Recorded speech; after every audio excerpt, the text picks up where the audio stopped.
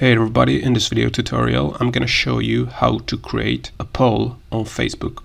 Alright, so if you want to create a poll on Facebook, currently you can only do that in Facebook groups. So if you have a Facebook page, a Facebook business page, currently you cannot really create polls on Facebook pages, and you can't create polls on your Facebook profile. What you can do instead is join Facebook groups or curate your own Facebook group, and there you have the opportunity or the option to create Facebook polls, which is a great way to create engagement in a Facebook group. And it's really easy to do. All you have to do is open up the Facebook group you want to create a Facebook poll in and click on the write something, so to create a Facebook post. And to create a poll or make a poll, all you have to do is click on the three dots here, and you're going to see the option poll. Click on it, and now you can add a poll question here, add the poll answers here. If you want to add more than 3 options, you can click on add option.